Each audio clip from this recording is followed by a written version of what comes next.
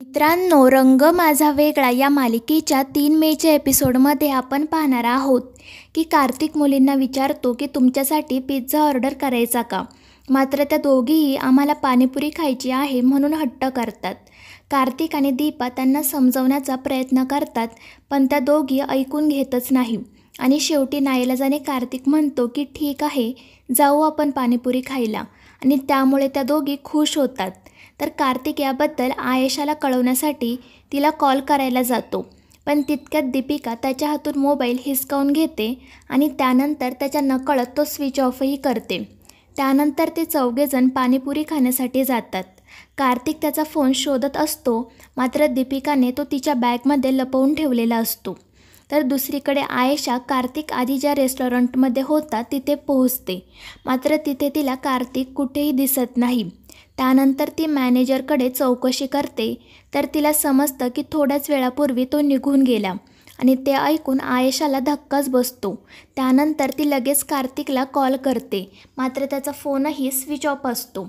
तर दुसरीकडे ते चौघेजण पाणीपुरी खाण्यासाठी आलेले असतात. कार्तिकी अगोदर दीपिकाला पाणीपुरी भरवते आणि त्यानंतर त्या दोघीजणी दीपा आणि कार्तिकलाही पाणीपुरी भरवतात. सर्व काही त्यांनी ठरवल्याप्रमाणे होत असल्यामुळे त्या दोघीही खुश असतात. त्यानंतर दीपिका कार्तिक आणि दीपाला म्हणते की आता तुम्ही दोघं एकमेकांना पाणीपुरी भरवा. आणि ते ऐकून त्या दोघांनाही धक्काच बसतो. कार्तिक तिला म्हणतो की बास आता, उगाच काहीतरी वेडेपणा नको. मात्र ती काही ऐकून घेत नाही. ती म्हणते की प्लीज डॅडा, आम्ही कसं तुमचं सगळं ऐकतो, मग तुम्ही पण आमचं ऐका ना. आणि शेवटी तर ती म्हणते की तुझं माझ्यावर प्रेम आहे ना डॅडा, असेल तर तू दीपा आंटीला पाणीपुरी भरव, आणि जर तू नाही भरवली तर मी असं समजेल की तुझं माझ्यावर प्रेमच नाही. आणि तिचं हे असं बोलणं ऐकून कार्तिक आणि दीपाला धक्काच बसतो. तर दुसरीकडे श्वेता कॅमेरा घेऊन स्टोअररूममधून बाहेर निघणार इतक्यात सौंदर्या तिथे येते. ती श्वेताला तू इथे काय करत आहे आणि हातात काय आहे तुझ्या म्हणून विचारते. तर श्वेता सांगते की काही नाही, मी सहजच या खोलीमध्ये नजर टाकायला आले होते, तेव्हा मला इथे आधीचा कॅमेरा सापडला आणि त्यानंतर तिथेतून निघते. पण सौंदर्या पुन्हा तिला थांबवत म्हणते की काही विसरत तर नाही आहेस ना तू. त्यावर श्वेता नाही म्हणते. तर सौंदर्या तिला ती आंब्याची पेटी दाखवत म्हणते, ही इथेच ठेवून कुठे चाललीस तू. त्यावर श्वेता उगाच खोटं खोटं हसत म्हणते की कॅमेऱ्याच्या नादामध्ये मी विसरलेच होते ती. तर सौंदर्या तिला समजावते की तुझे बाबा इतक्या दिवसांनी आले होते, त्यांच्यासोबत प्रेमाचे 2 शब्द बोलायला काही पैसे पडणार होते का. तू गरोदर आहेस म्हणून ते प्रेमाने तुझी विचारपूस करायला आले होते ना, पण तू काय केलं तर सरळ अपमान करून निघून गेले.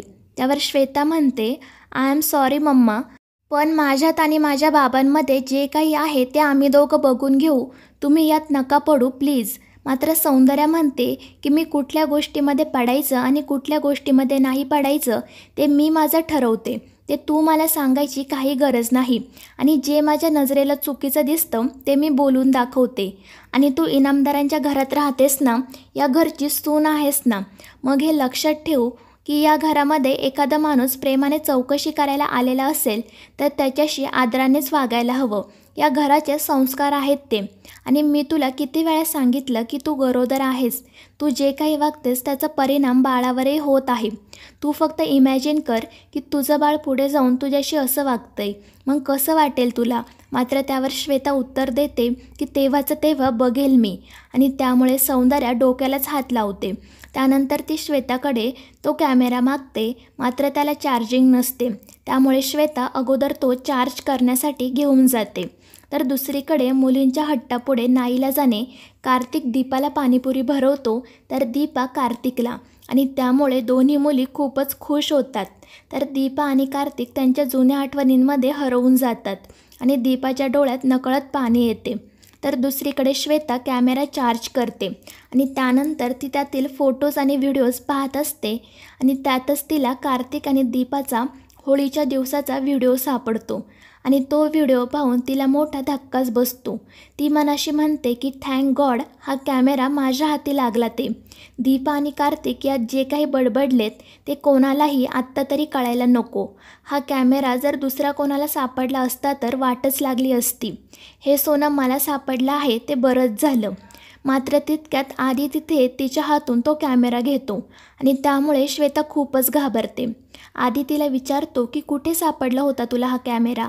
त्यावर श्वेता सांगते की अडगळीच्या खोलीमध्ये. त्यावर आधी म्हणतो की होळीच्या दिवशी कार्तिकी आणि दीपिका काहीतरी शूट करत होत्या, त्यांनीच तो तिथे ठेवला असेल. त्यावर श्वेता मनाशी म्हणते की राईट, त्या दिवशी त्या दोघी कॅमेरा घेऊन इकडे तिकडे पळत होत्या, म्हणजे मी जे फुटेज पाहिलं ते त्या दोघींनी शूट केलं आहे. आणि त्यानंतर ती घाबरून म्हणते की कार्तिक आणि दीपाच्या नात्याबद्दल त्या दोन्ही मुलींना माहिती आहे की काय. तिला इतकं विचारात गडलेलं पाहून आधी तिला काय झालं म्हणून विचारतो, तर ती लगेच त्याच्या हातून तो कॅमेरा घेते आणि पटकन कपाटामध्ये ठेवून देते. त्यानंतर आधी तिला सांगतो की उद्या आपण कार्तिकी आणि दीपिकाच्या नाटकाला जातोय, त्यामध्ये दादा आणि वहिनीसुद्धा काम करत आहेत. त्यावर श्वेता हो म्हणते. मात्र त्यानंतर ती मनाशी म्हणते की या नाटकामध्ये ते चौघेजणही एकत्र काम करत आहे, म्हणजे ते सारखे एकत्र येत असणार, त्यांच्यात चांगलं बॉन्डिंग झालं असणार. आता हे सगळं माझ्या हाताबाहेर जायला लागलं आहे, काय करावं आता. तर त्यानंतर रात्री दीपा तिची कामं आवरत असते, तर कार्तिकी आनंदातच इकडे तिकडे उड्या मारत असते. आजचा दिवस तिच्या मनाप्रमाणे गेल्यामुळे ती खूपच खुश असते. दीपा तिला विचारते की जर तुम्हाला पाणीपुरीच खायची होती तर अगोदर तुम्ही आम्हाला त्या हॉटेलमध्ये का घेऊन गेलात. त्यावर कार्तिकी सांगते की हो, अगोदर आम्हाला त्याच हॉटेलमध्ये पिझ्झा खायचा होता, मात्र त्यावेळी मी तिथे डॉक्टर फ्रेंडचं बोलणं ऐकलं, त्याने आयेशा आंटीलाही तिथे बोलावलं होतं आणि म्हणूनच आम्ही आयडिया केली. त्यावर दीपा विचारते पण का, कशासाठी. त्यावर कार्तिकी सांगते कारण दीपिकाला ती आवडत नाही, तिला ती आपल्यामध्ये यायला नको होती. आणि हे ऐकून दीपाला धक्काच बसतो. ती कार्तिकीवर रागवत म्हणते की हे वागणं चुकीचं आहे, मला बिलकुल आवडलं नाही. आयेशा आंटीला किती वाईट वाटलं असेल. मात्र कार्तिकी म्हणते की पण दीपिकाला ती आवडत नाही आणि दीपिकासाठी मी काहीही करू शकते, ती माझी बेस्ट फ्रेंड आहे. मात्र दीपा तिला समजावते आणि सांगते की त्यांच्या घरात तू अशी लुडबुड केलेली मला आवडणार नाही आणि यापुढे मोठ्यांच्या गोष्टींमध्ये तुम्ही पडायचं नाही. ती मुलींच्या अशा वागण्यामुळे खूपच नाराज होते. तर दुसरीकडे कार्तिक आयेशाला कॉल करत असतो, मात्र ती तो रिसीव करत नाही, ती खूपच चिडलेली असते. तितक्यात दीपिका तिथे कार्तिकला काय झालं म्हणून विचारते, मात्र तो तिला काही सांगत नाही. पण दीपिकाला समजतं की आयेशा आंटीमुळे कार्तिक नाराज आहे आणि त्यानंतर ती घडलेला सर्व प्रकार कार्तिकला सांगते आणि तो ऐकून कार्तिक खूपच चिडतो. तोही मुलींच्या अशा वागण्यामुळे खूप नाराज होतो. तो दीपिकाला समजावण्याचा प्रयत्न करतो, मात्र ती काही ऐकूनच घेत नाही.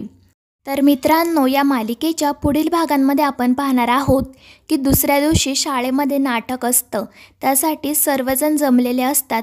त्यात कार्तिक आणि दीपा राम आणि सीतेची भूमिका करत असतात, तर कार्तिक आणि दीपिका लव आणि कुश यांची.